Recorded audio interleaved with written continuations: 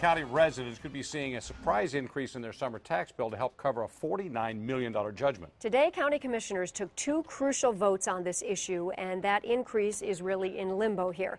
In a 10-4 vote, the commissioners ruled in favor of taking $79 million from a delinquent tax fund. That money would be transferred into the county's general fund. But it was the second vote that makes things really complicated here. In a 9-5 vote, the commissioners decided that new money in the general fund should be used to pay that $49 million the county owes. Because the commission did not have a supermajority, County Executive Warren Evans could veto that move, meaning a tax hike could still be on the table. I know it's complicated. It indeed is. And joining us now is Wayne County Commissioner Ray Basham. Commissioner, thank you for being with us. First of all, as we try to sort all of this out, just your initial thoughts on the idea of levying taxes on your constituents over this issue. Well, I'm opposed to it, and that's why I was one of the folks that voted in favor of taking the money that Wayne County already has in a fund and paying the lawsuit basically to the pensioners for the 13th check.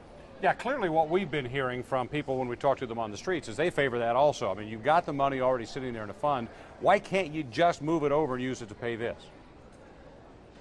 Well, it would be nice if it was that simple, but there was a number of calls that certainly our office and other offices got today from different, basically unions saying, you know, we're taxpayers too, and we shouldn't do that, and we should actually put a one-time levy on the taxpayers. But certainly, if you listen to your constituents and what you think is right, I still think there's efficiencies that can be found still in Wayne County government.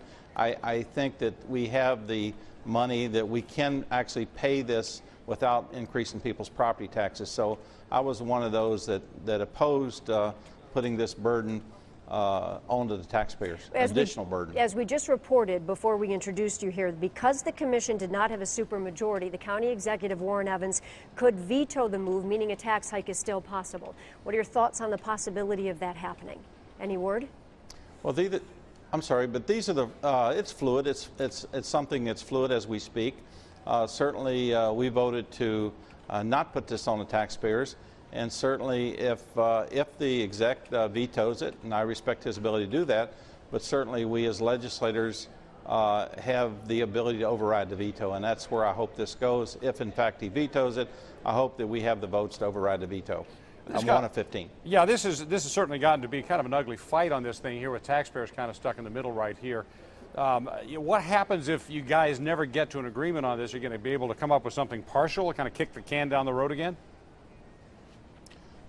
This is not a kick the can thing. This is something that a judge has ruled on, and we have to pay this judgment. And that's, you know, we have a window to pay it, and it's one way of dealing with the judgment. So my position is that we should allocate the money that we have in Wayne County to pay the judgment, and not to put this additional one-time levy on a taxpayer.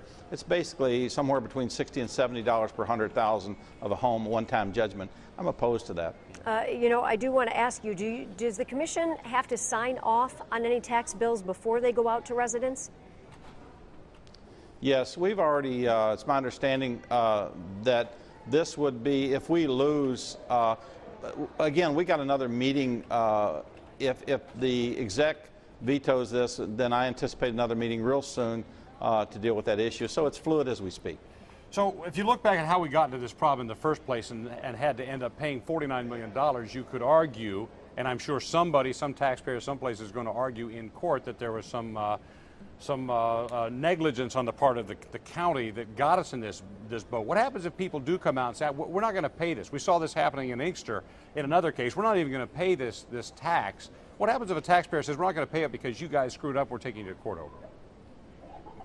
Well, I agree with what your statement was, and in fact, I've only been on the commission just a little over 4 years, and previously what they did was actually fund the 13th check and then actually take money that should have been going to the pension funds and using it to shore up Wayne County's general fund. And in fact, that's not the right approach. And so I think the current commissioners want to fix the county's deficit. We're trending upward. We're trending in a positive position. That's not put out there, even in spite of the all the foreclosures we had and all the issues with the city of Detroit and Wayne County, we're trending in a positive direction. It doesn't make big news, but it is good news. And so my thing would be to continue to make and find efficiencies within Wayne County government and to not put an additional burden on the Wayne County taxpayers. Because at the end of the day, there's who's funding everything in Wayne County is the taxpayers. Yeah, and judging by the mood of taxpayers recently, you're probably in a majority opinion on that. Mr.